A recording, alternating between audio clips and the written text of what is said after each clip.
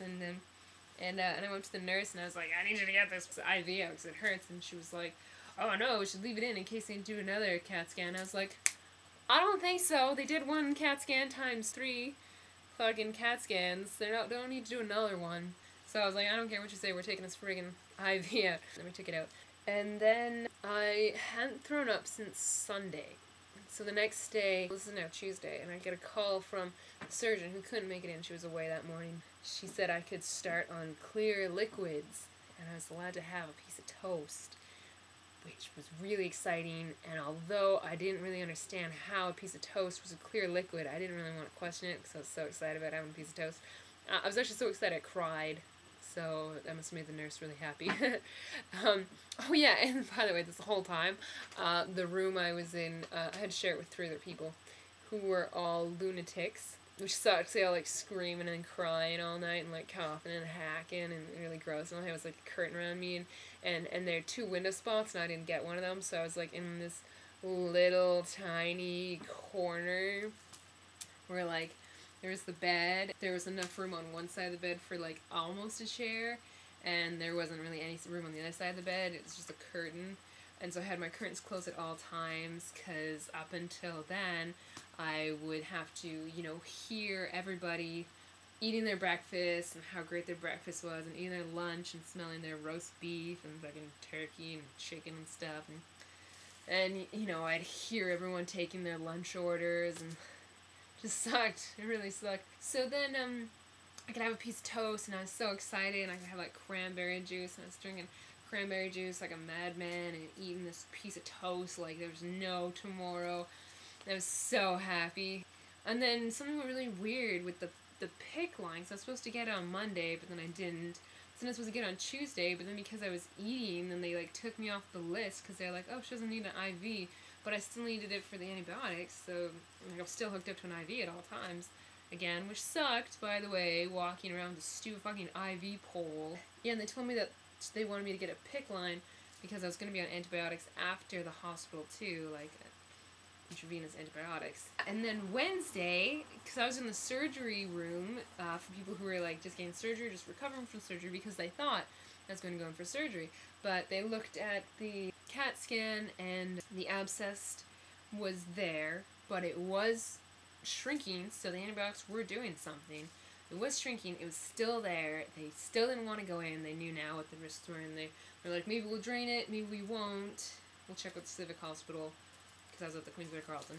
And so, on Wednesday, they were like, oh, because you're no longer surgery, we're going to clear out this room, so you get to go upstairs into the medical hall. Which meant that I got a room with a window. I got to sit beside a window. Like, finally, there was hope in life. Like, before then, I was just me and the curtains and death and vomit and everything smelled like vomit and tasted like vomit and yeah. So, I was so excited.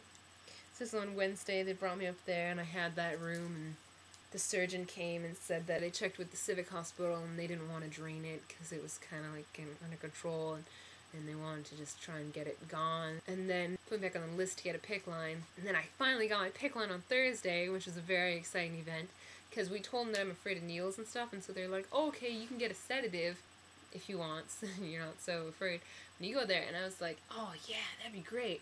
And I woke up, because I've been waking up every morning at 5 a.m. because they'd have to give me anti-inflammatory stuff. I'd be awake at 5, and then I'd stay awake until, like, breakfast came at 8, and then I'd kind of fall asleep at, like, 9.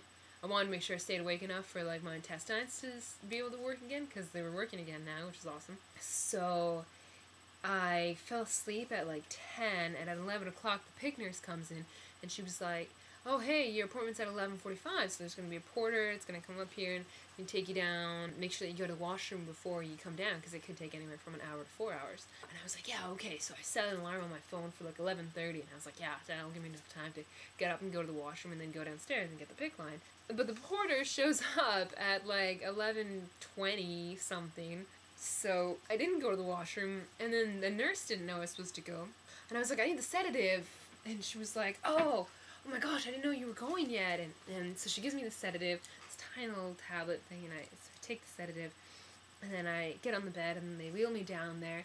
And the lady's like, oh no, there wasn't an order put in for your local anesthetic because they were going to freeze it before they put the tube in. And so she had to like call my surgeon, and she couldn't get hold of her. And we're kind of like lying there, and she's like, hey, you can read this information sheet about the PICC line. And I was like, okay. So I take the sheet. And the sedative was kicking in, and I was just kind of like trying to focus on the sheet, like couldn't see anything, I couldn't get my depth perception to work, and I didn't know like what was going on. I was trying to read this PICC line. She's like, I need you to sign the bottom of it. Holding this pen, I was like, oh my god, what do I do? I reach over to the table and kind of like sign it, and then we're like waiting, and I look over at her and I was like, are we getting started soon, or like, cause I didn't go to the washroom before I got here, and she's like, oh yeah, you can totally go now, it's just down the hall. And I was like, okay, cool. And I kind of like sit up on the bed, and she's like, can you get there by yourself? And I was like, so they gave me a sedative, so I don't know if I'll be okay to get there. And she's like, oh, okay, well, like, can you stand up? Like, I literally stood up and was just like,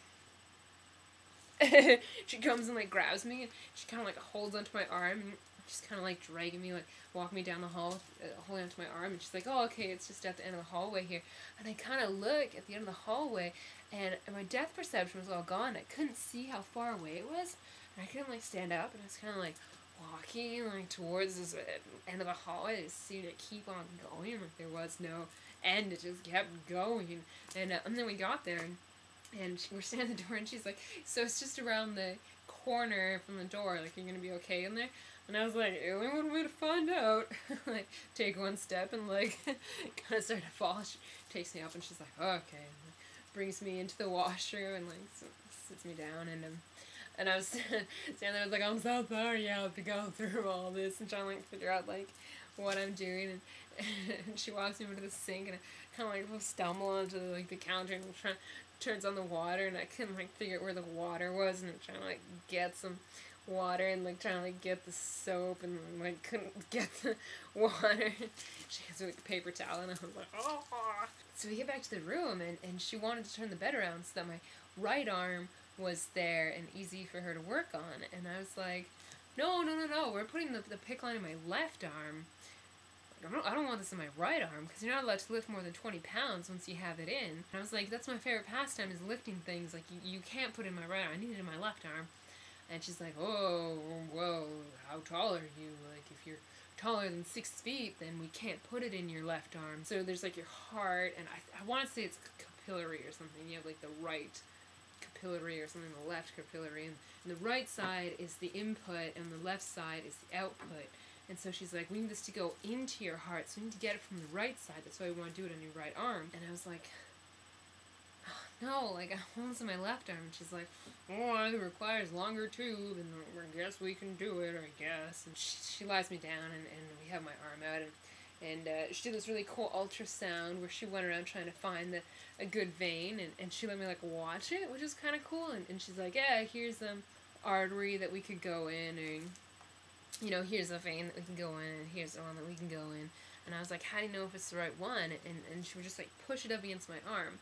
And when she did, like, because you'd see all these little ones open, and when she pushed on it, then they'd all get squished. But the one that she wanted would be, like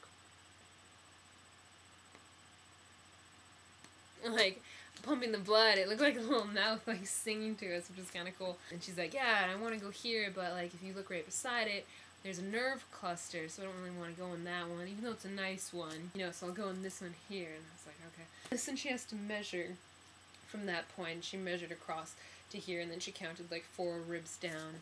She measured like a jillion times to make sure it was right. And then it was time to get started. First, she set up the whole room, and there was like, everything was covered in blankets and sheets, and super sterile, and she had like a hat on, and like a mask on, and like a face shield, and like a jacket, and like she picked up gloves to put her gloves on. Like, you know, and it was crazy, and all it was so sterile, it was insane.